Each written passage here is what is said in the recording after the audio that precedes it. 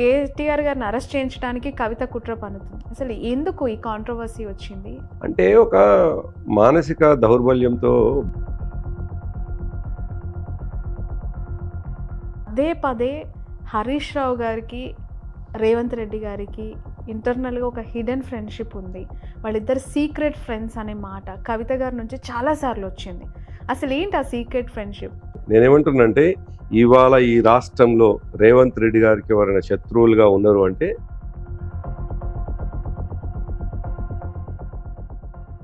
ఆమెకు political ambitions ఉండవచ్చు, తప్పేం లేదు.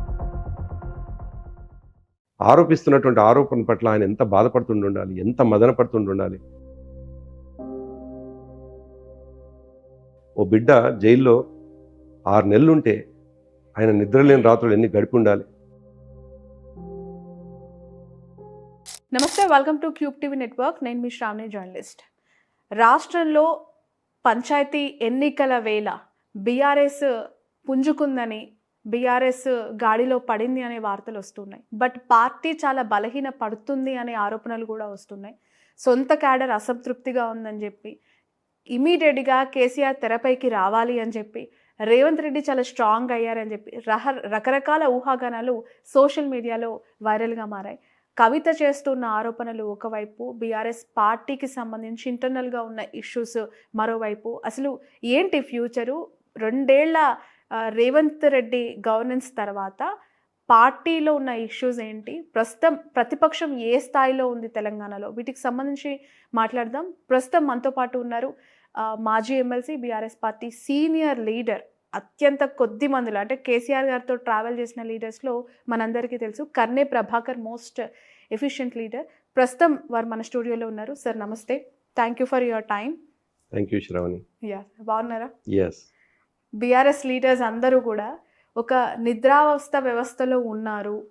వాళ్ళందరూ ఇప్పుడు నిద్ర లేవాలి, చాలా డ్రౌజీగా కనిపిస్తూ ఉన్నారు అనేది ఎంతవరకు వాస్తవం? అంటే అదే మీరు అన్నట్టుగా నిద్రావస్థ అనడానికి మేము ఒక్కరోజుతో మా ప్రయాణం కానీ ఒకరోజుతో స్టార్ట్ అయ్యి మరో రోజుతో ఎండింగ్ లాగా లేదు. ఎప్పుడో 2001 నుండి అనునిత్యం ప్రజల్లో ఉండి, దానికి దేశంలోనే ఒక రాజకీయ పార్టీ, ఆ రాజకీయ పార్టీలో పనిచేస్తున్న కార్యకర్త ఇంత నిరంతరం ఒక పార్టీని అటాచ్మెంట్ పనిచేయడం అనేటువంటిది మామూలు విషయం కానే కాదు. ఆ విషయాన్ని గమనించకుండా చాలామంది. ఇంకోటి ఏంటంటే మాది రెగ్యులర్ పొలిటికల్ పార్టీగా ఎస్టాబ్లిష్ కాలేము. మొదట్లో మేము యాజ్ ఏ మూమెంట్ని అది చేసుకుంటూ పోతున్నటువంటి ఒక పొలిటికల్ పార్టీగా స్టార్ట్ అయ్యి ఒక పొలిటికల్ పార్టీ, పూర్తి స్థాయి పొలిటికల్ పార్టీగా రూపాంతరం 2014 తర్వాత సంతరించుకొని ప్రజల్లో నిలబడి ఉన్నాం. ఇవాళ 60 లక్షల సభ్యత్వాలు కలిగి ఉన్నటువంటి party, not a joke.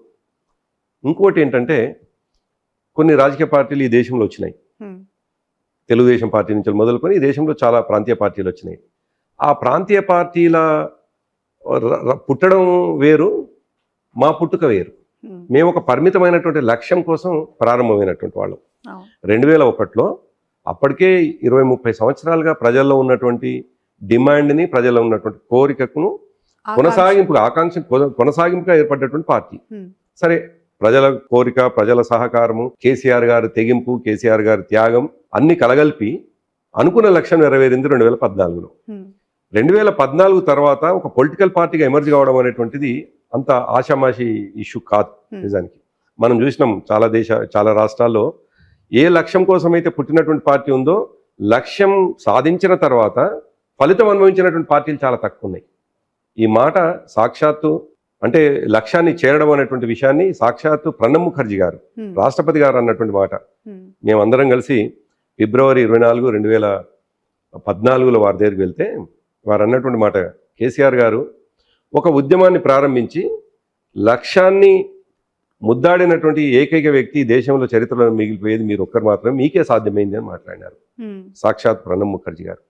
So అంత గొప్పగా లక్ష్యాన్ని చేరుకునే వైపు మా పార్టీ నడిస్తే, ఆ తర్వాత కూడా ఈ పార్టీ ఉండాలని ప్రజలు కోరుకొని నడుస్తున్నటువంటి పార్టీ.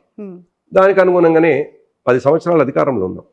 మొదటిసారి అయితే 64 సీట్లతో, 63 సీట్లతో ఉన్నాం. రెండవసారి 88 సీట్లతో. సహజంగా మాతో ప్రజలు ప్రయాణమైనటువంటి తీరు, మేము ప్రజలకు అందుబాటులో ఉండి ప్రజల కష్టాన్ని దగ్గరగా చూసి 14 సంవత్సరాలు మూవ్మెంట్ నడిపినాం కాబట్టి ఆ 10 సంవత్సరాలు మేము అధికారంలోకి వచ్చే ముందు మా మీద ఎక్స్పెక్టేషన్స్ ఉంటాయి. మేము ఒక పొలిటికల్ పార్టీగా దాదాపుగా రీచ్ అయినాం, కానీ ఎక్కడో ఏదో ఒక మూల సహజమైనటువంటి అసంతృప్తి కొంత కనిపిస్తుంది. ఆ అసంతృప్తిని ఇంకా గొప్పగా చూపించి వేరే విధంగా మేము ఇంకా గొప్పగా చేస్తామని చెప్పి అధికారంలోకి వచ్చినటువంటి పార్టీ ఉండవచ్చు.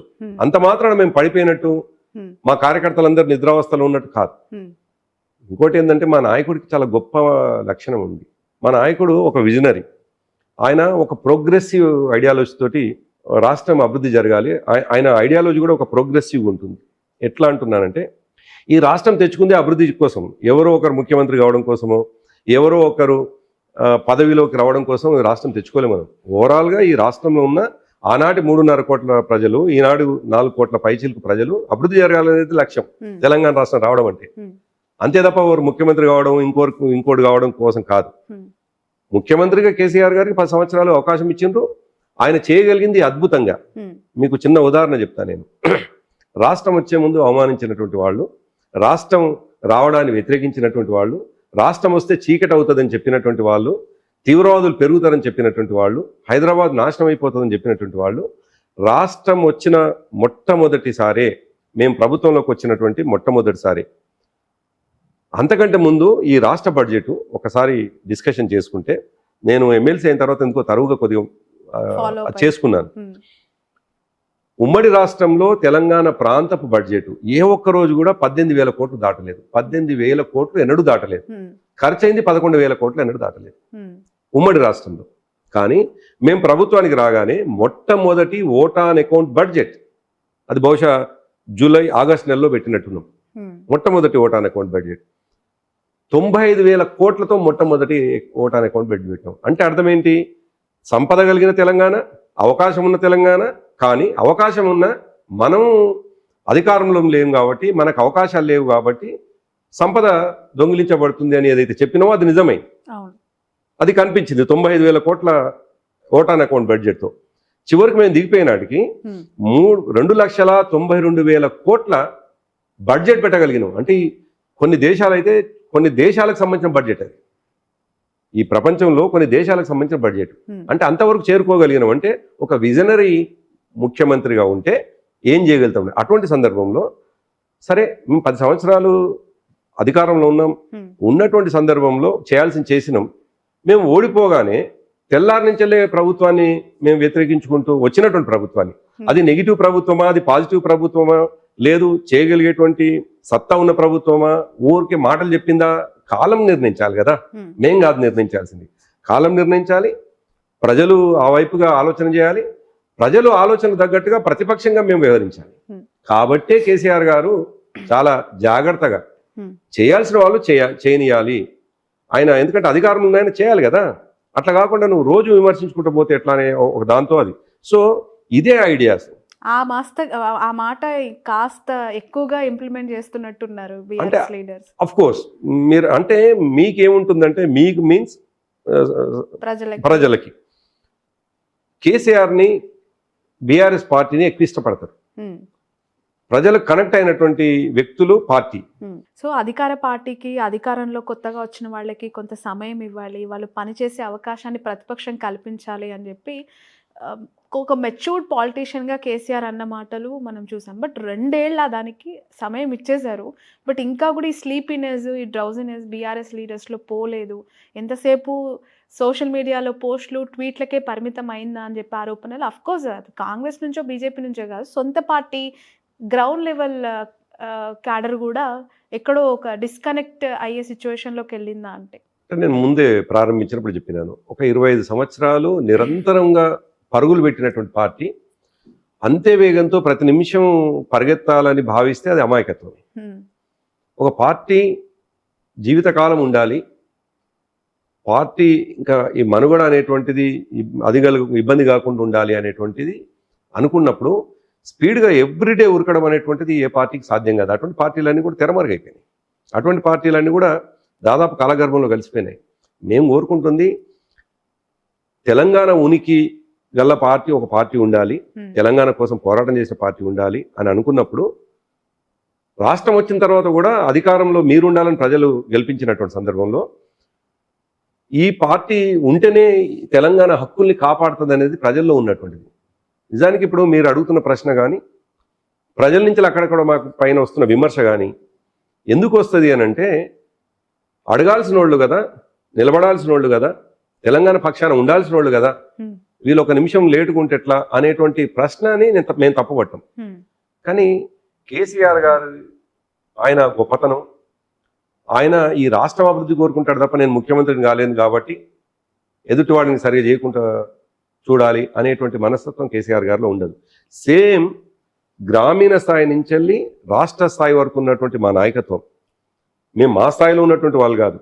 కేసీఆర్ గారితో ఎట్లా ట్యూన్ అయి ఉంటారంటే కార్యకర్తలు, కేసీఆర్ గారి ప్రతి అడుగును కూడా 25 సంవత్సరాలుగా గమనిస్తున్నటువంటి వాళ్ళు కాబట్టి కేసీఆర్ గారు ఎటు అడుగులు వేస్తుంటూ ఎందుకు అనేటువంటిది గమనించేటువంటి సామర్థ్యం ఉన్నటువంటి వాళ్ళు కాబట్టి ఆయన కనుచూపు ఎటు, ఆయన సైగలు ఎటువైపు ఉంటాయి అని చూసి ముందుకు పోతారు. సరే, మీరు అన్నట్టుగా మా పార్టీ నాయకత్వం కేసీఆర్ గారు తప్ప మిగతా అంతా కూడా మేము ఒక ప్రతిపక్షంగా అద్భుతమైనటువంటి పర్ఫార్మెన్స్ చేస్తా ఉన్నాం. సరే, జూబ్లీ హిల్స్లో మీకు తెలుసు, మీరు బహుశా గతంలో కూడా అనాలిసిస్ చేసి నేను చూసినాను. మేము గెలిచినాం, నైతికంగా మేము గెలిచినాం. కేవలం డబ్బు గెలిచింది అక్కడ. మాకు ప్రజల అభిమానం ఉంటే డబ్బు అభిమానం, డబ్బుతో వాళ్ళు గెలుచుకున్నారు. ఇది చాలా స్పష్టం. అఫ్ కోర్స్ 25,000 గెలిచి 25,000 తోట 10,000 ఇంకా అది ఇమ్మెటీరియల్. అంటే ప్రజల అభిమానం అనేది మాకు 9వ తేదీ వరకు కనిపించింది. సహజంగా ఈ దేశంలో ఉన్నటువంటి రాజకీయాలు కమర్షియలైజ్ అయిన తర్వాత డెఫినెట్గా డబ్బు ప్రభావం లేనటువంటి రాజకీయాలను మనం చూడడం అనేటువంటిది అమాయకత్వం అనిపిస్తుంది. డెఫినెట్గా డబ్బు ప్రభావం ఉంటుంది.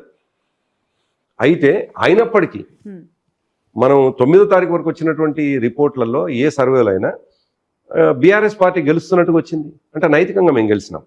అంటే ఎక్కడైనా ఎన్నికలు వచ్చినాయి అన్నప్పుడు, ఎక్కడైనా ఒక లిట్మస్ టెస్ట్ చేస్తున్నప్పుడు దాంట్లో మాకేం పెద్ద ఇబ్బంది కలగట్లేదు.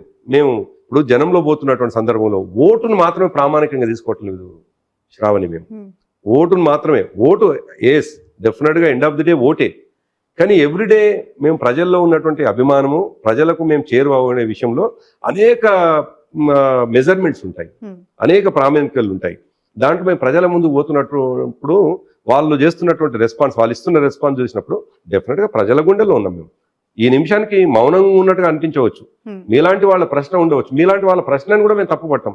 ఎందుకంటే మేము చేయాల్సిన వాళ్ళం అనేటువంటి భావన ఉండి మమ్మల్ని అడుగుతున్నారు. ఎగ్జాక్ట్లీ, చేయాల్సిన వాళ్ళు మీరే, ప్రజల పక్షాన నిలబడాల్సిన వాళ్ళు మీరే. మీ పార్టీకి ఒక ముఖం, మీ పార్టీ ఒక పెద్ద దిక్కు అధ్యక్షుల వారు KCR. End of the day తనే తెరమరుగయ్యారు, తనే తెర మీద ఎక్కడ కనిపించట్లేదు. అసలు కేసీఆర్ గారు ఎందుకు బయటికి రావట్లేదు? పార్టీ యాక్టివిటీస్లో అట్లీస్ట్ తన యాక్టివ్ ఉన్నారు అని క్యాడర్ ఒకవేళ స్ట్రాంగ్గా ఫీల్ అవుతే మళ్ళీ బౌన్స్ బ్యాక్ అయ్యే అవకాశం ఉంటుంది కదా అనేది ఒక ప్రశ్న. అంటే ఇవాళ ఈ జంక్షన్ ఏమో మేము 10 సంవత్సరాల అధికారం తర్వాత కేవలం 2 ఏళ్ళు కొంత మౌనంగా ఉంటేనే ఈ ప్రశ్న.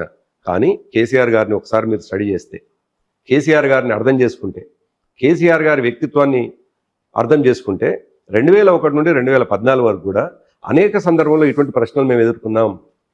ఓ పార్టీ నాయకుడిగా, ఆయనతో పాటు సాన్నిధ్యంగా గడిపిన వ్యక్తిగా అనేక సందర్భాలు ఇటువంటి ప్రశ్నలు ఎదుర్కొన్నాం. అయితే తెలంగాణ సమాజానికి తెలుసు కేసీఆర్ గారి మౌనం పెద్ద విస్ఫోటనం, ఆయన అనుకున్న నాడు పెద్ద విస్ఫోటనం లాగుంటది అనే విషయం తెలంగాణ సమాజానికి తెలుసు. అఫ్ కోర్స్ తెలియకుండా ఆ నిమిషానికి విమర్శించాలి అనుకున్నటువంటి వాళ్లకు అది విమర్శగా కనిపిస్తుందేమో, కానీ తెలంగాణ సమాజానికి తెలుసు. తెలంగాణ కేసీఆర్ గారిని అర్థం చేసుకున్న తెలంగాణ సమాజానికి ఆయన ఎప్పుడు బయటకు వచ్చినా ప్రజల పక్షాన, ప్రజల కోసం మాట్లాడుతూ బయటకు వస్తాడు. అదొక విస్ఫోటనం లాగా ఉంటది అనే విషయం ప్రజలకు తెలుసు. కాబట్టి 2001 నుండి, అంటే నేను అర్థం చేసుకున్న కేసీఆర్ గారు, అంతకంటే ముందైతే నిజానికి కేసీఆర్ గారితో నాకు అనుబంధం లేదు. 2001 నుండి ఈ రోజు వరకు చూసుకుంటే, ముఖ్యంగా ఉద్యమ కాలంలో కూడా చాలా సందర్భాల్లో ఈ విమర్శలు ఎదుర్కొన్నాం మేము. కొన్ని రోజులైతే 6 నెలల పాటు మా పార్టీ యాక్టివిటీ లేకుండా ఉన్నది, కానీ మేము అనుకున్న లక్ష్యాన్ని నెరవేరింది కదా, మాకు అది ఉదాహరణ కదా. అందుకే ఇవాళ మౌనంగా ఉన్నామనేటువంటి విమర్శ మేము ఎదుర్కొన్నా డెఫినెట్గా ఇది మా విజయానికి నాంది అనేటువంటిది. అందుకే కేసీఆర్ గారి పట్ల ఉన్న నమ్మకమే ఇది ప్రజల్లో. సరే, కొంత మేరకు ఇటువంటి విమర్శలు మాకు వస్తే మేము పెద్దగా దాన్ని పట్టించుకొని నిశ్చేష్లం అయిపోయి ఒక రకమైనటువంటి నిర్లిప్త ఏం రాదు మాకు.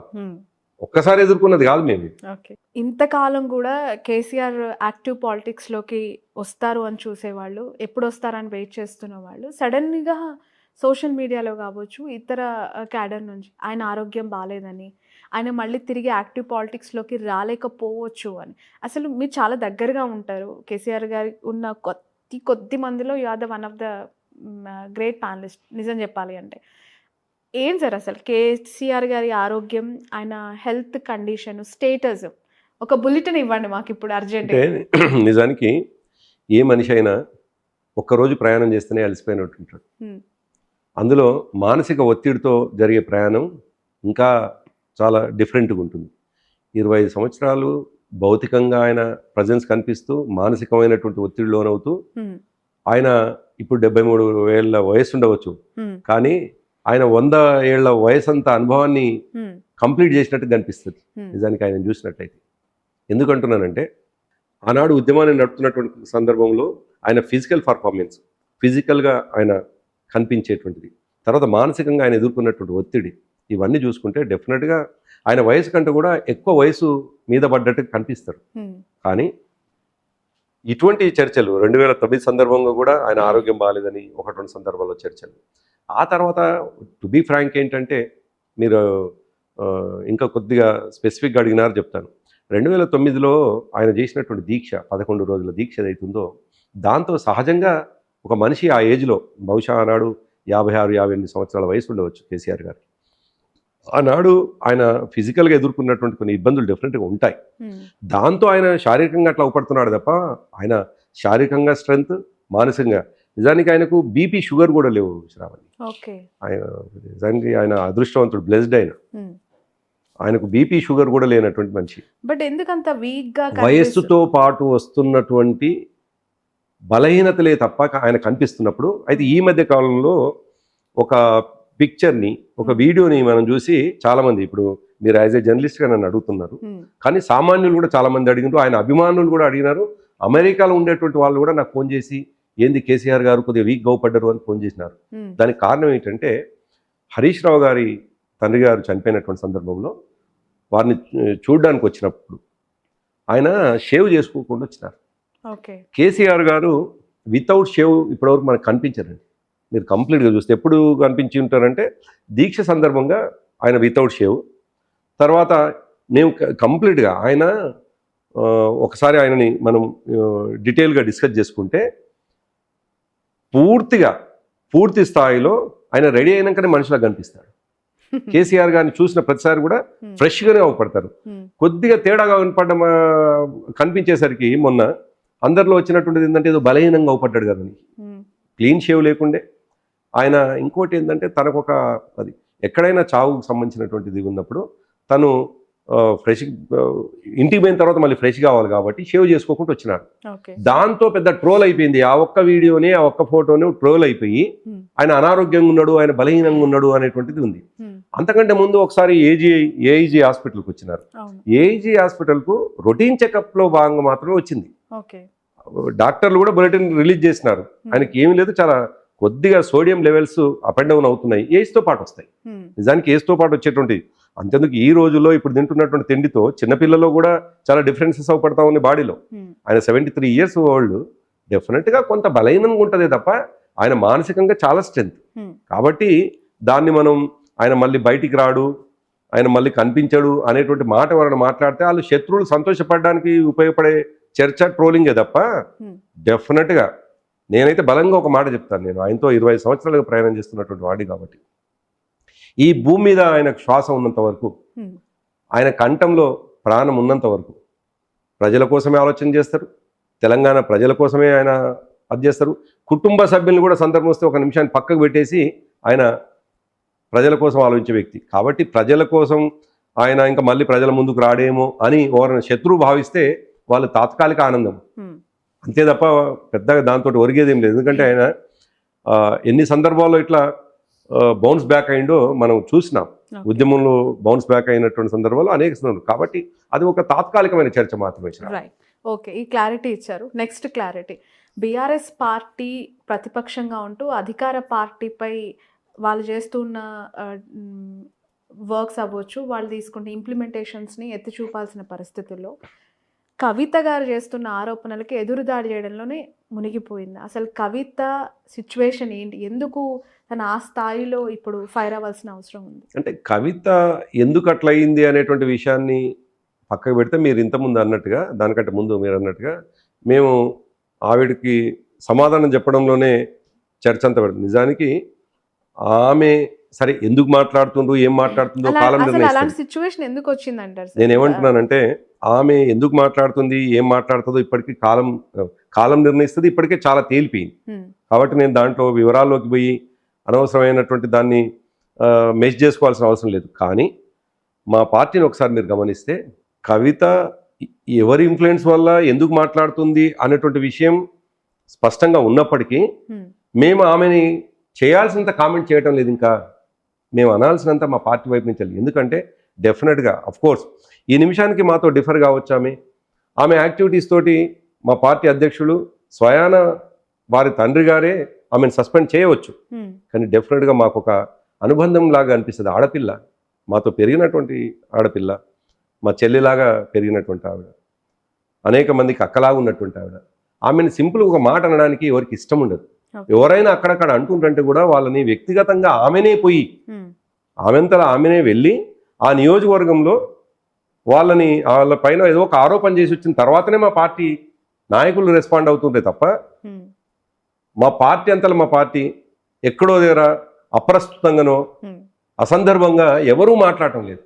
అంటే రెండు విషయాలు ఇందులో. ఒకటి పరిపక్వత, ఒకటి మాకు కావాల్సింది ఏంది, ఇవాళ మేము ప్రజల్లో ఉండాల్సింది ఏంది, ఈ ప్రభుత్వం ఇచ్చినటువంటి హామీలని ఎందుకు హామీలు నెరవేర్చడం లేదు అని మాట్లాడాల్సింది పోయి, మేము దేని చుట్టూ మా శత్రువు కోరుకున్న దాని చుట్టూ మేము తిరిగితే, ఆ ఇష్యూ చుట్టూ మేము తిరిగితే నష్టం ప్రజలకు అవుతుంది, మా పార్టీకి కూడా అవుతుంది. కాబట్టి ఆ ట్రాప్ లో పడ్డానికి ఇష్టం లేదు. ఎవరు ఉన్నారో తెలుసు, తన పక్కన ఏ పార్టీ ఉండి నడిపిస్తుందో తెలుసు అని మాట్లాడుతున్నారు. బట్ మీరు అనుకుంటున్న ఆ పార్టీని, ఆ నాయకులను కూడా మీతో, అంటే బీఆర్ఎస్ పార్టీ లీడర్స్తో, ఆ పార్టీతో కూడా అవి ఫైర్ అవుతూనే ఉంది, కౌంటర్స్ ఇస్తూనే ఉంది కదా. సరే, నేనేమంటున్నానంటే రాజకీయ చదరంగంలో డెఫినెట్గా ఎత్తులు పై ఎత్తులు ఎటువైపు ఉంటాయి ఏందని అవి అర్థం చేసుకున్నంత అమాయకంగా రాజకీయాల్లో లేం. నిజానికి కేసీఆర్ గారితో పెరిగిన తర్వాత, వారితో నడిచిన తర్వాత ఇంకా అనేకం నేర్చుకున్నాం. ఇవి చిన్న చిన్న చిన్న ఇవి టాక్టిక్స్, ఈజీగా అర్థమైపోయే టాక్టిక్స్. దేశ రాజకీయాలను అర్థం చేసుకున్నటువంటి వాళ్ళు, దేశంలో తెలంగాణ, దేశ రాజధానిలో తెలంగాణ అంశాన్ని పెట్టి అసలు దేశవ్యాప్తంగా తెలంగాణని తీసుకుపోయినటువంటి వాళ్ళు, తెలంగాణ రాకుండా అడ్డుపడ్డటువంటి దేశంలోనే బలమైన ఒక సామాజిక వర్గాన్ని ఎదిరించి తెలంగాణ తెచ్చుకున్నటువంటి వాళ్ళు చిన్న చిన్న టాక్టిక్స్ని అర్థం చేసుకోకుండా ఉండలేదు. బట్ ఇబ్బంది అవ్వదా ఇన్ ఫ్యూచర్ మీ పార్టీకి ఈ కైండ్ ఆఫ్ సిచ్యువేషన్స్? ఒకవైపు మీరు అంటున్నారు మా చెల్లె లాంటిది అనుబంధం ఉన్న అమ్మాయిని అనలేకపోతున్నాం, బట్ ఈ దాడి ఇలా కొనసాగితే అది ఎంతవరకు దాడి చేస్తుంది? అంటే ఒక్కటి, ఈ దేశంలో బీఆర్ఎస్ పార్టీ మొట్టమొదటిగా ఈ కుటుంబానికి సంబంధించినటువంటి కలహాల్ని ఫేస్ చేయటం లేదు.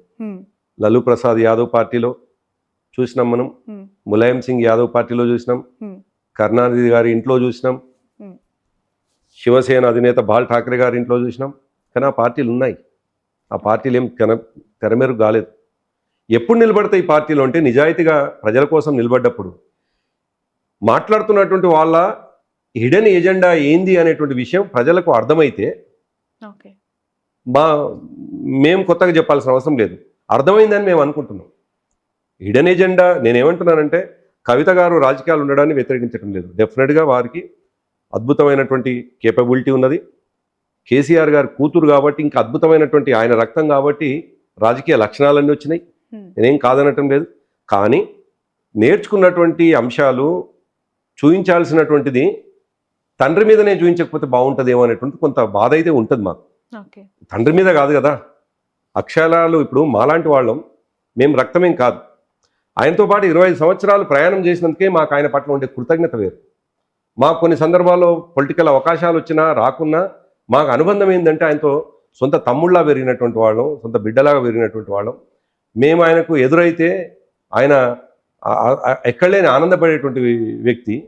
అటువంటిది మేము 25 సంవత్సరాల క్రితము ప్రారంభమైన వాళ్ళమే ఇంత అనుబంధంగా ఇంత అభిమానంతో కేసీఆర్ గారు ఎక్కడ ఒక క్షణం కూడా బాధపడకుండా ఉండాలి అని భావించే వాళ్ళం.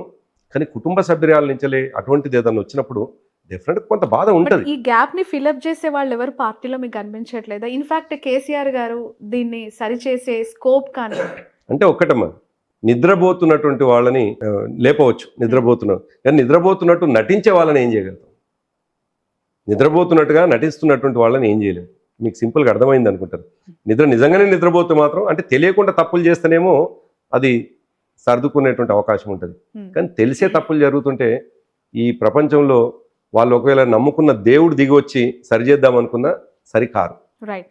మై నెక్స్ట్ క్వశ్చన్, కేసీఆర్ గారి స్థాయిలో, ఆ స్థాయిలో ప్రజలు అనుకున్నంత స్థాయిలో కేటీఆర్ గారు, హరీష్ రావు గారు పని చేయట్లేదు. ఇమీడియట్గా ఇక్కడ ప్రతిపక్షం చాలా స్ట్రాంగ్గా ఎఫిషియెంట్గా కనిపించాలి అని అంటే హీ డిజర్వ్స్ ఇట్ అని చెప్పి మాట్లాడే వాళ్ళకి మీ ఆన్సర్ ఏంటి? నిజంగానే కేటీఆర్ గారు క్లాస్ లీడర్గా ఎస్టాబ్లిష్ అవుతున్నారు, బట్ మాస్ లీడర్ కదా కావాల్సింది, గ్రామాల్లోకి వెళ్ళట్లేదు, క్యాడర్తో కనెక్ట్ అవ్వట్లేదు అనే విమర్శలకి అంటే నేను కొత్తగా ఒక యాజ్ ఏ బీఆర్ఎస్ పార్టీ నాయకుడుగా నేను ఎక్స్ప్లెనేషన్ ఇచ్చే కంటే మీకు ఆల్రెడీ సమాధానం సమాజంలో ఉన్నది ఇప్పటికే. ఏం సమాధానం అంటే, ఇవాళ సరే అదృష్టంగా వచ్చినటువంటి ముఖ్యమంత్రి పదవ, అబద్ధాలు చెప్పి ముఖ్యమంత్రిగా వచ్చిండా, ఎవరిని ఉండని ఆయన ముఖ్యమంత్రిగా ఉన్నాడు రేవంత్ రెడ్డి. ఆయన నోటి నుంచి వెళ్ళి వీళ్ళిద్దరిని తిట్టని రోజే లేదు. అది సందర్భం ఏదైనా, సభ ఏదైనా, అది ఐఏఎస్లకు సంబంధించిన ట్రైనింగ్ కావచ్చు, పోలీసులకు సంబంధించినటువంటి అది కావచ్చు, ఔటింగ్ సంబంధించిన అది కావచ్చు, ఏ సమావేశమైనా, ఏ సందర్భమైనా, ఉపాధ్యాయులకు సంబంధించినటువంటి ఉద్యోగ నియామకాల పత్రాలు ఇచ్చేటువంటి సభ కావచ్చు, ఏ సభలైనా కేటీఆర్ గారిని, హరీష్ రావు గారిని తిట్టకుండా రేవంత్ రెడ్డి గారి ఉపన్యాసం ముగిసలేదు. దాంతో అదొక మెజర్మెంట్. అంటే వీళ్ళ చూసి ఎంత భయపడుతున్నాడు రేవంత్ రెడ్డి అనేటువంటిది. సో ఈ దేశంలోనే ఇంత వయసులో ఉన్నటువంటి ఒక ప్రతిపక్షంగా ప్రస్తుతం కొనసాగుతున్నటువంటి ఈ ఇద్దరు ఒక అద్భుతమైనటువంటి నాయకులుగా ఇప్పటికే ఎస్టాబ్లిష్ అయింది. కొత్తగా చెప్పాల్సిన అవసరం కూడా లేదు. ఎందుకంటే ఉద్యమంలో వీళ్ళ పాత్ర ఏందో ప్రజలు చూసినారు. ఉద్యమం తర్వాత వచ్చినటువంటి రాష్ట్రంలో మంత్రులుగా వాళ్ళ పర్ఫార్మెన్స్ ప్రజలు చూసినటువంటి వాళ్ళు కాబట్టి కొత్తగా వాళ్ళ యొక్క కేపబిలిటీ కావచ్చు, వాళ్ళ యొక్క పని విధానం కావచ్చు, ఇంకా ప్రజలు మెజర్మెంట్ అంటే వీళ్ళకు పని రాదనో, వీళ్ళు ఆ స్థాయిలో పని చేయలేకపోతారనో, వీళ్ళు ప్రతిపక్షంగా చేయాల్సిన పనులు చేయట్లేదు అనేటువంటిది ప్రజల్లో లేదు. ఎవరైనా మాట్లాడితే మా వ్యతిరేకులు, మా శత్రువులు మమ్మల్ని ఇంటెన్షనల్గా వ్యతిరేకించినటువంటి విషయాలే తప్ప ఈ ఇద్దరి నాయకత్వం, యువ నాయకత్వం ఏదైతుందో అద్భుతమైనటువంటి నాయకులు ఇద్దరు ఎమర్జ్ అయిపోయారు తెలంగాణ సమాజంలో. మీరు చూడండి, ఏ గ్రామీణ స్థాయిలో పోయినా 85-90 సంవత్సరాల ముసలవ్వ కూడా ఏమాత్రం రాజకీయం లేకపోయినా ఈ ఇద్దరిని చూడగానే పేర్లు పెట్టి పిలిచే స్థాయికి వచ్చినారు. గతంలో ఇది కేసీఆర్ గారికి ఉండే. కేటీఆర్ గారిని చూసినా, హరీష్ రావు గారిని చూసినా వీళ్ళని పేరు పెట్టి పిలిచేది. బిడ్డ మళ్ళీ మీరే రావాలి బిడ్డ అని మాట్లాడుతున్నటువంటి వాళ్ళు పేరు పెట్టి పిలుస్తున్నారు. నిజానికి ఆశ్చర్యం అనిపిస్తుంది ఓసారి. ఎందుకంటే ఈ దేశంలో రాజకీయ నాయకులని నేనంటాను పూర్తిగా రాజకీయాల మీద దృష్టి పెట్టినటువంటి వాళ్ళు 100% ఉంటే దాంట్లో 60% మాత్రమే రాజకీయ నాయకులను అందరినీ గుర్తుపడతారు.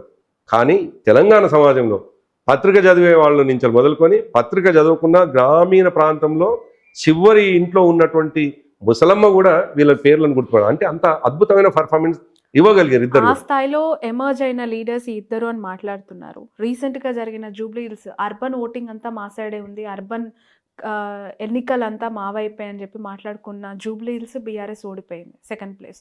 అండ్ ఇప్పుడు మీరు అన్నారు గ్రామాల్లో ఎక్కడికి పోయినా అందరూ గుర్తుపట్టి ఓన్ చేసుకునే లీడర్స్ కేటీఆర్ గారు అండ్ హరీష్ అని చెప్పి. అలాంటి సిచ్యువేషన్లో సర్పంచ్ ఎన్నికల్లో 2nd ప్లేస్ మెరుగుపడుతుంది అనుకున్న చోట ఎక్కడో ఇంకా గాడి తప్పుతున్నట్టు కనిపించట్లేదా ఈ రిజల్ట్ చూసి? ఈ రెండింటిని మీరు కంపేర్ చేస్తే హైదరాబాద్ నగరంలో సహజంగా మనలో ఉన్నటువంటి డిస్కషన్స్ ఏంటంటే అధికార పార్టీకి బై ఎలక్షన్స్ అనుకూలంగా ఉంటాయి అనేటువంటి సహజంగా ఉండేది. అయినా దాన్ని అధిగమించి మేము గెలుస్తాము అనేటువంటి వాతావరణం వచ్చింది జూబ్లీహిల్స్లో. నేను ముందే చెప్పినట్టుగా నైతికంగా మేము గెలిచినాం, డబ్బులు మాత్రమే ప్రస్తుతానికి కాంగ్రెస్ పార్టీ గెలిచింది అంతే తప్ప అర్బన్లో ప్రజల మనసులో ఉన్నటువంటి వాళ్ళం జూబ్లీహిల్స్లో కూడా మేమే గెలిచినాం, దాంట్లో అనుమానం లేదు. అట్ ద సేమ్ టైం గ్రామ పంచాయతీల విషయానికి వస్తే మేము ఒక్క గ్రామానికి కేసీఆర్ గారు పోలేదు, హరీష్ రావు గారు పోలేదు, కేటీఆర్ గారు పోలేదు, ఎవరూ గ్రామాలకు పోలేదు. ఏ ఊరి నాయకుడు ఆ ఊర్లోనే పోటీ చేసుకున్నారు. మా ఓడిపోయిన శాసనసభ్యులు కూడా పోలేదు, వాళ్ళు కూడా పూర్తి స్థాయిలో తిరగలేదు. ప్రస్తుతం ఉన్న శాసనసభ్యులు కూడా హైదరాబాద్లో ఎక్కున్నారు, గ్రామీణంలో తక్కున్నారు. వాళ్ళు పెద్దగా దృష్టి పెట్టలేదు. కానీ 1300 పైచిలకు మేము గెలుచున్నాం. దాదాపు హాఫ్ ఆఫ్ ది సీట్లు మేము గెలుచున్నాం. అంటే ఒకవైపు ఏమో రేవంత్ రెడ్డి కాలికి బల్పం కట్టుకొని ఊరూరా తిరుక్కుంటూ సర్పంచ్ ఎన్నికల్లో మీకు ఎవరైతే నిధులు తీసుకొస్తారో, ఎవరైతే మీ ఊర్లకు అధికారం ఉందో, ఎవరైతే మీ ఎమ్మెల్యే ఉన్నారో, మంత్రులతో పనిచేయించగలుగుతారో వాళ్ళకు ఓటేయండి అని పరోక్షంగా గ్రామాలు తిరిగి వచ్చి ఆయన ఓటర్లను ప్రజల్లో పెట్టుకొస్తే, మేము ఏ గ్రామం తిరగకుండా ఏ ఊరి నాయకుడు అక్కడే ఉండి మేము గెలిచిన సీట్లు అద్భుతంగా మా పర్ఫార్మెన్స్ బాగుంది అని ఇవాళ. అంటే మీరు ఇక్కడ రేవంత్ రెడ్డిని లైట్ తీసుకున్నారా? సర్పంచ్ ఎన్నికలను లైట్ తీసుకున్నారా? గెలిచినా ఏముందిలే వీళ్ళంతా ఉండేవాళ్ళ మన పార్టీతో అని చెప్పి చాలా దగ్గర చేసుకుంటారు. మీరు ఇప్పుడు చాలా ధైర్యంగా చెప్తున్నారు, మేము తిరగలేదు, మా పార్టీ లీడర్స్ ఎక్కడా కూడా కనిపించలేదు అని చెప్పి. ఎక్స్ ఎమ్మెల్యేస్ కూడా ఎవరు తిరగలేదని మాట్లాడు. ఎందుకు ఆ సిచ్యువేషన్ కావాలి? అంటే ప్రజల మీద విశ్వాసం మాకు. మేము ప్రజలకు పనిచేస్తున్నటువంటి సందర్భంలో బీఆర్ఎస్ పార్టీ ప్రజలకు అండగా ఉంటుందా, కాంగ్రెస్ అండగా ఉంటుందా, ఈ 2 సంవత్సరాలు తేలిపోయింది. గుర్తులు ఉండకపోవచ్చు, కానీ మనుషుల గుర్తులు ఉన్నాయి. ఏ మనిషి ఈ ఊర్లో ఉండి పనిచేసిండు, బీఆర్ఎస్ పార్టీ కార్యకర్తగా ఉండి ఈ మనిషి ఏం చేసిండు, కాంగ్రెస్ పార్టీ కార్యకర్తగా ఆయన ప్రతిపక్షం నుండి ఆయన ఏం చేసిండో ఇప్పటికే మనుషుల గుర్తులు ప్రజల్లో ఉన్నాయి. కాబట్టి ఈ గుర్తులు ఉండకున్నా గుర్తుంచుకొని ఓటేసినారు. మాకు మేము లైట్ తీసుకోవడం కాదు దాన్ని. మాకు ప్రజల మీద ఉన్నటువంటి నమ్మకం, విశ్వాసం, మేము చేసిన పని పట్ల మాకు ఉన్నటువంటి విశ్వాసం. అంటే కొంచెం ఫోకస్ చేస్తుంటే పూర్తి స్థాయి మెజారిటీ మీ వైపు ఉండేదేమో కదా. అంటే మీరేమో సంఖ్యను చూస్తున్నారు, మేము ప్రజల అభిమానాన్ని చూస్తా ఉన్నాం. ప్రజల అభిమానంలో మాకు ఎక్కడ తరగలేదు.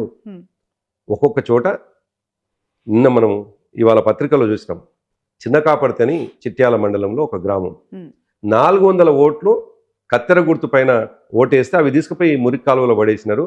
ఆ ఓటును కాదని చెప్పేసి అక్కడ సుందర్ అనేటువంటి వ్యక్తి గెలిచిండు, భిక్షం అనే వ్యక్తి ఓడిపోయిండు అని చెప్పేసి, భిక్షం బీఆర్ఎస్ కార్యకర్త. సో ఇట్లా అప్పనంగా గెలిచినటువంటి సందర్భాలు. ఇంకొక గ్రామంలో అయితే ఇంకా దారుణం, అదే చిట్యాల మండలంలో రాత్రి 11 తర్వాత ఆ అధికారి 150 ఓట్లు బీఆర్ఎస్ ప్లస్లో ఉందన్నాక కూడా కాంగ్రెస్కి అనుకూలంగా తీర్మానం చేసి వెళ్ళిపోయినాడు ఆయన అధికారి. సో అధికార పక్షానికి సహజంగా ఉండేటువంటి అధికారులు కొంచెం భయపడతారు, ఇన్ఫ్లుయెన్స్ అవుతారు. అటువంటిది మన గ్రామ పంచాయతీలలో ఇంకో కొద్దిగా 4 సీట్లు ఎక్కువ కావచ్చు. కానీ ఏమీ లేకుండా మా నాయకత్వం తిరగకుండా, మీరు అన్నట్టుగా నాయకత్వం తిరగలేదు, మా మాజీ శాసనసభ్యులు తిరగలేదు, మేము ఆ స్థాయిలో అది పెట్టలేదు. అయినా మాకు వచ్చినటువంటి ఫలితం ఇదే మాకు పెద్ద తార్కాణం. మేము ప్రజల్లో ఉన్నాం, ప్రజల మనసుల్లో ఉన్నాం. రైట్ సార్, ఇంకొక క్వశ్చన్. కేటీఆర్ గారి అరెస్ట్కి సంబంధించి పదే కేటీఆర్ గారు ఈరోజు అరెస్ట్ అవుతారు, రేపు అరెస్ట్ అవుతారు అని చెప్పి రీసెంట్గా మీ party MLA present MLA Madhavaram Krishnarao గారు కేటీఆర్ గారిని అరెస్ట్ చేయించడానికి కవిత కుట్ర పన్నుతుంది. అసలు ఎందుకు ఈ కాంట్రవర్సీ వచ్చింది? నిజంగానే కేటీఆర్ గారిని అరెస్ట్ చేయబోతున్నారు అని మీకు ఏమైనా ఇండికేషన్స్ ఉన్నాయా? దానికి కవిత గారు ఏమైనా ప్లాన్ చేశారని మీ దగ్గర ఆధారాలు ఉన్నాయా? అంటే ఒక మానసిక దౌర్బల్యంతో బాధపడుతున్న వాళ్ళు కూడా రాజకీయాల్లో ఉండి కొన్ని పిచ్చి పిచ్చి పనులు చేస్తూ ఉంటారు. నిజానికి ఇవాళ ముఖ్యమంత్రిగా ఉన్నాయన కావచ్చు, లేదు మిగతా వాళ్ళు ప్రతిపక్షంలో ఉన్నప్పుడు చేసిన తప్పుల వల్ల జైలు పోయాల్సిన పరిస్థితి. ఆనాడు మనందరి సాక్షిగా మనందరం చూసినాం, వీడియోస్ వచ్చినాయి. ఓటుకు నోటు అనేటువంటి ఒక కేసు ద్వారా లిటరల్గా 50 లక్షలతో పట్టుబడి రేవంత్ రెడ్డి గారు జైలు పోయినారు. ఆయనని ఎవరో కేసు పెట్టలేదు, ఇంటెన్షనల్గా ఆయన మీద కేసు ఇంపోజ్ చేయలేదు. ఆయన ఇరికిపోయి జైలు పోయినాడు. ఆయనకు మానసికంగా ఆయనకు ఉన్నటువంటి బాధ ఏమిటంటే, నేను జైలుకు పోయినా కాబట్టి నేను ఇప్పుడు అధికారంలోకి వచ్చి ఏం తప్పు చేయకపోయినా ఎదుటోళ్ళని కూడా జైలుకు పంపాలి. అది ఒక మానసికమైనటువంటి ఒక అది అనమాట, ఏదో ఆనందం అంటారు కదా, అటువంటి ఆనందం కనిపిస్తూ ఉంది. దాంట్లో నుండి రోజు మీరు అన్నట్టుగా ఫీలర్స్ వదలడం, జైలుకు పంపిస్తాం, మరోడు పంపిస్తాం. కానీ తెలంగాణ ఉద్యమాన్ని ప్రారంభించినాడే కేసీఆర్కు రక్తం పంచుకొని ఉన్నటువంటి వీళ్ళిద్దరు కూడా, కేటీఆర్ గారు, హరీష్ రావు గారు, ఈ జైలుని భయపడతారా? ఒకవేళ నిజంగా కూడా వాళ్ళు జైల్లోకి పంపించే పరిస్థితి వస్తే జైలుని భయపడతారా? అసలు వాళ్ళు ఆరోపిస్తున్నటువంటి ఈ కేసులను చూస్తే నవ్వుకుంటా ఉంది జనం. 700 కోట్ల లాభం వచ్చింది ప్రత్యక్షంగా పరోక్షంగా అని ఒకవైపు మేము చెప్తా ఉంటే, కేవలం 50 కోట్ల రూపాయలు మిస్యూజ్ అయినాయని చెప్పేసి. ఇంకోటి, ఈ దేశంలో ఏ నాయకుడు కూడా ఒక ఆరోపణ వస్తే స్ట్రైట్గా ఇది నేనే చేసినాను, ఆ అధికారికి కూడా సంబంధం లేదు అని నిజాయితీగా ప్రజల ముందు నికార్స్గా నిలబడ్డటువంటి నాయకుడు ఈ ప్రపంచంలో ఎవరు ఉన్నారంటే అది కేటీఆర్ గారు. అటువంటి అద్భుతమైనటువంటి నాయకుడిని పట్టుకొని నేను జైలుకు పంపిస్తానంటే ఆయన రెడీ ఉన్నాడు. నువ్వు ఎప్పుడు పంపిస్తావో చెప్పు, రెడీ ఉన్నానంటుడు. ఆయన పోయే ప్రతిసారి కూడా మంచిది ఈసారి రిటర్న్ రానేమో అనే ఒపీనియన్ తోటే పోతున్నాడు. అఫ్ కోర్స్ మాకు చెప్పకపోవచ్చు ఆయన మానసికంగా ఆయన చూస్తే మాకు అర్థమవుతుంది ఏంటంటే నేను విచారణ పోతున్నాను, మళ్ళీ రిటర్న్ నన్ను ఎట్లా పంపరు, అక్కడి నుంచి జైలు పోతానే ఎవ్రీడే ప్రిపేర్ అయ్యే పోతున్నారు. కాబట్టి ఎవ్రీడే ప్రిపేర్ అయిపోయాడని. బట్ బీఆర్ఎస్ పార్టీ రేవంత్ రెడ్డిని అసలు ఒక వ్యక్తిగా కాదు, అసలు కాంగ్రెస్ పార్టీ సీఎంగా చూడట్లేదు. రేవంత్ రెడ్డి అనే వ్యక్తి జస్ట్ ఒక నామమాత్రపు సీఎంగా పదే పదే ఆయన పర్సనల్గా టార్గెట్ చేయటము, అసలు మాకు ఆయనతో సంబంధం లేదు, రాహుల్ గాంధీ మళ్ళీ ఇక్కడ మాకు కనిపిస్తున్నారు అని చెప్పి సోషల్ మీడియాలో క్యాంపెయిన్ చేయటం వల్లనే ఇదేదో పర్సనల్ టార్గెట్గా కూడా కనిపిస్తుందండి. అంటే మేము పర్సనల్గా టార్గెట్ చేయాల్సిన అవసరం లేదు శ్రావణి. నిజానికి రేవంత్ రెడ్డి గారి ట్రాక్ని చూసినట్లయితే ఒకసారి 2001 నుండి 2004 వరకు బీఆర్ఎస్ పార్టీలో ఉన్నాడు. అంతకుముందు ఆయన ఏబీవీపీలో ఉన్నాడు. ఏబీవీపీ, టీఆర్ఎస్ పార్టీ తర్వాత అన్ని అలయన్స్లతో పాటు ఆయన జెడ్పీటీసీ, ఆ తర్వాత తెలుగుదేశం పార్టీ, ఆ తర్వాత కాంగ్రెస్ పార్టీ. ఇన్ని పార్టీలలో మారుకుంటూ వస్తున్నటువంటి సందర్భంలో ఆయనకు స్పెసిఫిక్గా ఒక బ్రాండ్ లేదు. కర్ణి ప్రభాకర్ అనగానే ఏమంటారు, ఈయన బీఆర్ఎస్ పార్టీ అని అంటారు. సో రేవంత్ రెడ్డిని మనం ఒక 3 ఏళ్ల క్రితం ఒక వీడియో చూస్తే పచ్చ షర్ట్తో అవపడతాడు, అంతకంటే ముందు చూస్తే గులాబీ దాంతో అవపడతాడు, ఇట్లా డిఫరెంట్గా అవపడతాడు. కాబట్టి ఆయనని మేము చూడటం కాదు, ప్రజలే ఓన్ చేసుకొని కాంగ్రెస్ పార్టీలు మారిన 14 ఏళ్లకు నేను ముఖ్యమంత్రి అయినా చాలా ప్రౌడ్ గా చెప్పుకుంటాను. ఎస్, నేను దాన్ని ఇప్పుడు ఆయన అవపడతాను, ముఖ్యమంత్రి ఉన్నాడు కదా, దాన్ని మనం ఏం డినే చేయలేము కదా. కానీ నేను ఇప్పుడు మీరు ముందు అడిగిన ప్రశ్నకు కొనసాగింపు ఏమిటంటే, మేమనడం కాదు, ప్రజలే ఈయనని స్థిమితంగా ఒక పార్టీ నాయకుడిగా చూడటం లేదు. ఈయనని స్థిమితంగా ఒక స్పెసిఫిక్గా ఈయన కాంగ్రెస్లోనే ఉండే కాంగ్రెస్ బాండ్ అండ్ బాటప్ అని చెప్పేసి అనుకోరు, అక్కడి నుంచే వచ్చిండు అనేటువంటిది ప్రజలు అనుకోని విషయం. కొత్తగా బీఆర్ఎస్ ఆరోపించడమో, కొత్తగా బీఆర్ఎస్ తన మీద చిత్రీకరించాల్సిన అవసరం లేదు. ఒకసారి గులాబీ కండువతో నవ్వుపడి, మరొకసారి పచ్చ కండువతో నవ్వుపడి, ఆ తర్వాత 3 రంగుల కండువతో నవ్వుపడితే ఆయనని ఎట్లా ప్రజలు ఓన్ చేసుకుంటారు? ఏదన్నా ఎక్కడన్నా మేము అని ఉంటే అదే నిజం కదా, దీంట్లో మేమేం సృష్టిస్తున్నది లేదు. కాబట్టి దీని ఓనర్ ఎవరు? దీనికి పూర్తి స్థాయిలో ఓనర్ మీన్స్ పూర్తి స్థాయిలో కాంగ్రెస్ పార్టీకి సంబంధించినటువంటి నాయకుడు ఎవరు అవపడతారంటే రాహుల్ గాంధీ అవపడతారు. ప్రస్తుతానికి ఒక ప్లేయర్ మాత్రమే, కాంగ్రెస్ పార్టీలో తాత్కాలికమైన ఒక ప్లేయర్. ఆ ప్లేయర్కు కెప్టెన్సీ అవకాశం వచ్చింది, ఆయనకు కెప్టెన్సీ అవకాశం వచ్చింది కాబట్టి ఆయన కెప్టెన్కు కొనసాగుతున్నాడు.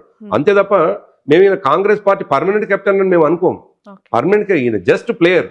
ఆ ప్లేయర్ ఎటువైపు అయినా పోవచ్చు. ఇప్పుడు ఇవాళ రేపు మనం చూస్తా ఉన్నాం, అవి ఏంటివి, ఆ 2020 మ్యాచెస్లో ఒక ప్లేయర్ని డిఫరెంట్ వాళ్ళు కూడా తీసేసుకుంటారు. ఇవాళ ఒకరు తీసుకుంటారు, తర్వాత ఇంకొకరు తీసుకుంటారు. అట్లా ఈ ప్లేయర్ కూడా అట్లానే భావిస్తున్నాం ఈయనని.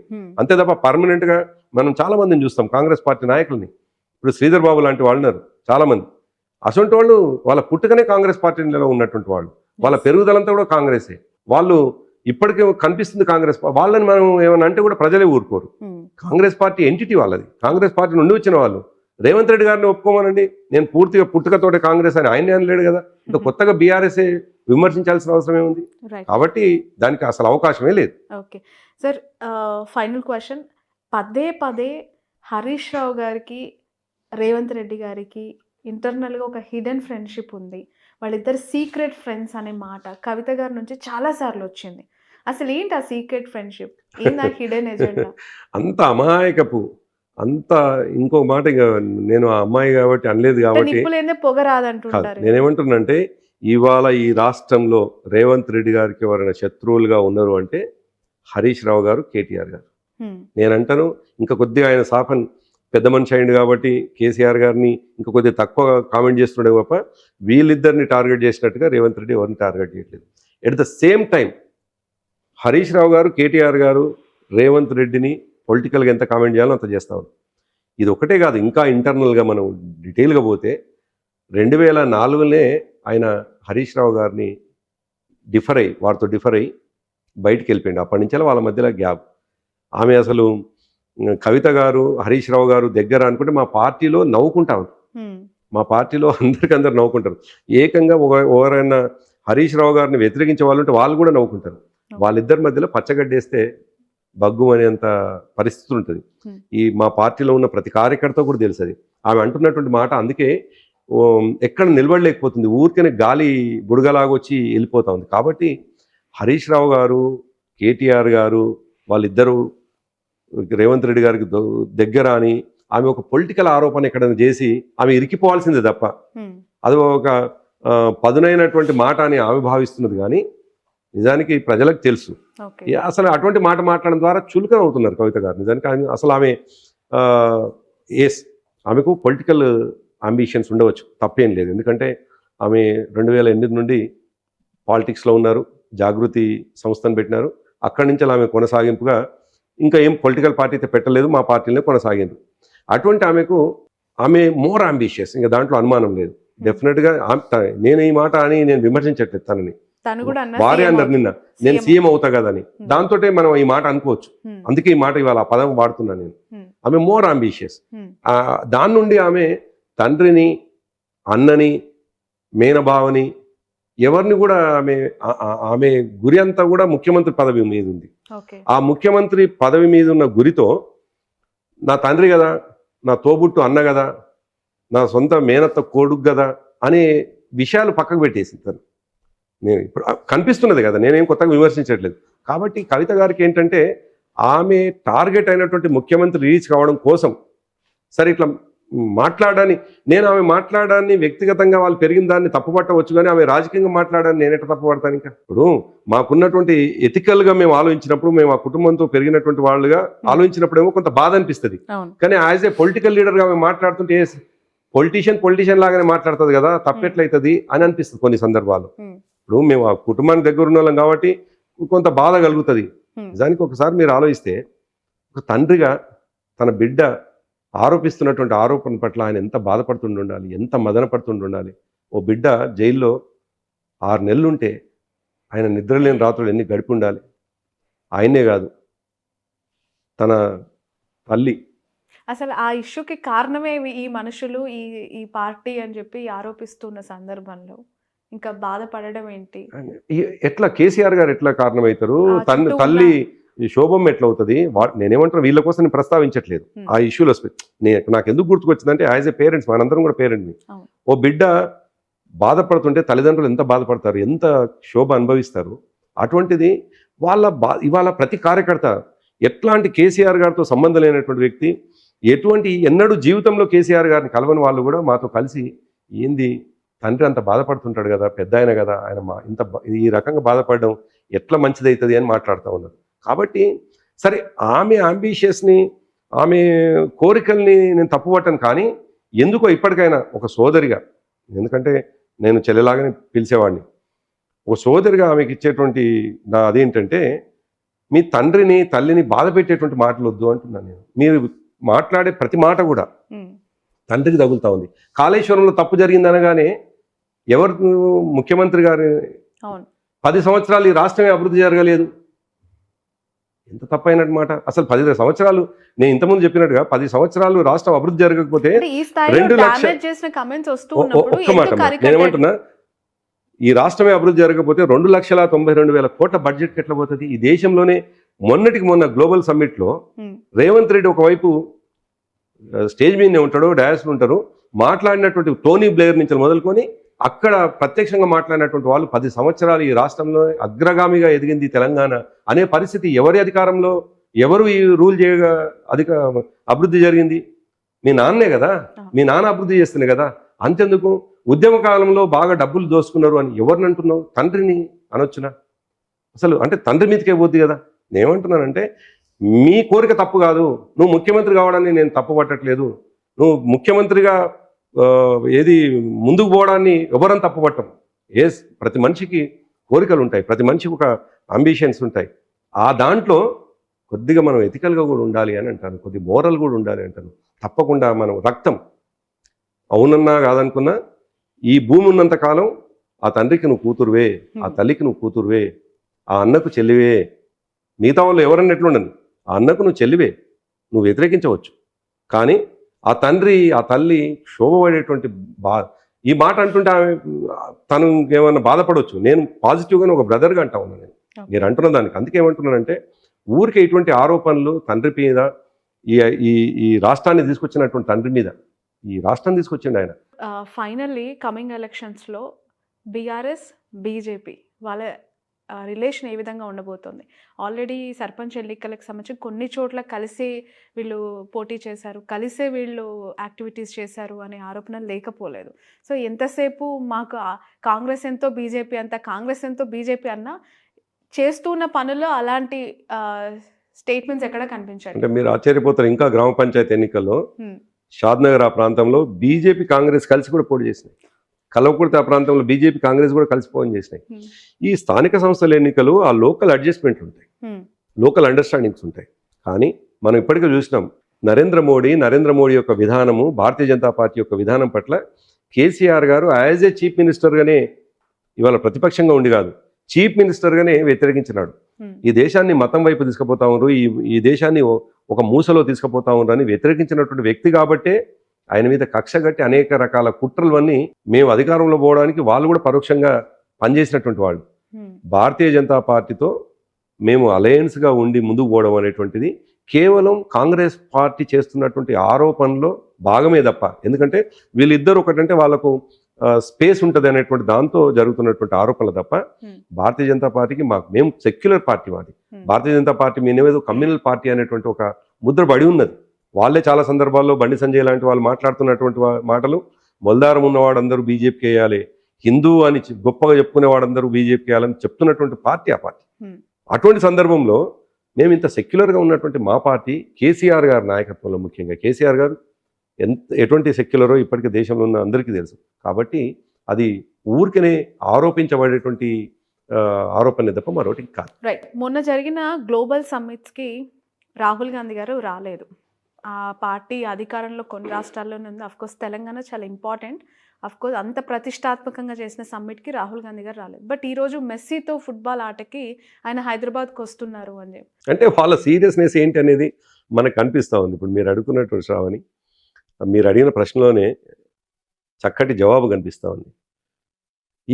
ఈ రాష్ట్రం అభివృద్ధి జరగాల్సినటువంటి ఒక సమ్మిట్ జరిగితే అది ఫోకస్డ్గా ఒక 200 కోట్ల 300 కోట్ల రూపాయలు ఖర్చు పెడితే దాని మీద అటెన్షన్ లేని, దాని మీద దృష్టి లేని రాహుల్ గాంధీ, ఎటువంటి ప్రొడక్టివిటీ లేని, దాని ద్వారా ఎటువంటి ఇండస్ట్రీస్ రాని ఒక ఆటకు వస్తున్నాడు అన్నప్పుడే ఈ దేశాన్ని ముందుకు తీసుకుపోతా అని చెప్తున్నటువంటి రాహుల్ గాంధీ యొక్క ఫోకస్ ఏందో మనకు స్పష్టంగా కనిపిస్తూ ఉంది. అందుకే గ్లోబల్ సమ్మిట్ నిజానికి సక్సెస్ అయిందా ఫెయిల్ అయిందా ఒక నిమిషానికి పక్కకి ఇసి పెడితే, ఒకవేళ అది రాష్ట్ర అభివృద్ధికి ఉపయోగపడుతుంది అనుకుంటే మేము సమర్థిస్తాం. అటువంటిది వాళ్ళ పార్టీ నాయకుడు చాలా ఇంపార్టెంట్గా తీసుకొని పెట్టినటువంటి గ్లోబల్ సమ్మిట్కి ఏమో రాహుల్ గాంధీ రాడు. కానీ ఆడుతూ పాడుతూ డబ్బుల్ని పాడు చేస్తూ దాదాపు 100 కోట్ల ఖర్చుకు 100 కోట్ల నష్టానికి కారణమై రేవంత్ రెడ్డి ఆడే 5 నిమిషాల ఆటకి రాహుల్ గాంధీ వస్తుండన్నప్పుడే వీళ్ళు ఎంత జాతి సంపదని వేస్ట్ చేసేటువంటి మనుషులో ఎంకరేజ్మెంట్ చేసినట్టు అనిపించట్లేదా? క్రీడాకారులకు బూస్ట్ ఇచ్చినట్టు కాదు కాదు ఎప్పుడు అంటే మీరు అన్నట్టుగా మీరు మంచి ప్రశ్న వేసినారు, మళ్ళీ సమాధానం మీరు కాదు. గ్లోబల్ సమ్మిట్ కూడా వచ్చి ఇటు వచ్చి ఉంటే మీరు అడిగిన దానికి కరెక్ట్.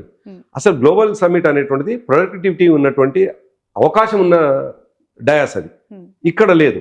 అయితే క్రీడలు డెఫినెట్గా ఎంకరేజ్ చేయాలి, క్రీడలు అభివృద్ధిలోకి రావాలి, క్రీడాకారులు పెరగాలి. ఈ రాష్ట్రం నుంచి క్రీడాకారుల సంఖ్య పెరిగి దేశంలో మన భాగస్వామ్యం ఎక్కువ ఉండాలి. డెఫినెట్గా మేము అదే కోరుకుంటాం. అయితే వీళ్ళ ఈ రెండింటిని కంపేర్ చేసుకున్నప్పుడు నేను చెప్పినటువంటి కామెంట్ అది, గ్లోబల్ సమ్మిట్కు రాని రాహుల్ గాంధీ ఇక్కడికి వస్తే ఆయన ఇంపార్టెన్స్ దేని మీద ఉంది అనేది చెప్పడానికి ఈ మాట చెప్తా ఉంది. Right, okay, thank you so much అండి. మీ వాల్యుబుల్ టైంని ఇచ్చినందుకు. మరొక ఎపిసోడ్తో మళ్ళీ ఆహ్వానిస్తాను, తప్పకుండా రావాలి ఇంటర్వ్యూకి. చాలా విషయాలపైన మాట్లాడారు. చాలా కాలం తర్వాత నేను మీతో చేసిన first interview. Thanks a lot. ఇది కన్నె ప్రభాకర్ గారి మాటల్లో ఓవరాల్ పిక్చర్ బీఆర్ఎస్కి సంబంధించి రామలక్ష్మణుల్లాగా 100% హరీష్ రావు గారు అలాగే కేటీఆర్ గారు కలిసే ఉండబోతారు. వాళ్ళ యాక్టివిటీస్ అన్నీ జస్ట్ కాంగ్రెస్ చేసే విమర్శల్లో వాళ్ళకేదో మైలేజ్ వస్తుంది తప్ప వాళ్ళల్లో ఎక్కడా కూడా భేదాలు లేవు. అండ్ చాలా పవర్ఫుల్గా ప్రతిపక్షం ఉంది. 100% కేసీఆర్ గారు మళ్ళీ కంబ్యాక్ అయ్యి ఈ యాక్టివ్ పాలిటిక్స్లో కీ రోల్ ప్లే చేస్తారు అని చెప్పి ధీమా వ్యక్తం చేస్తున్నారు. That's all for now. చూస్తూనే ఉండండి క్యూబ్ టీవీ నెట్వర్క్.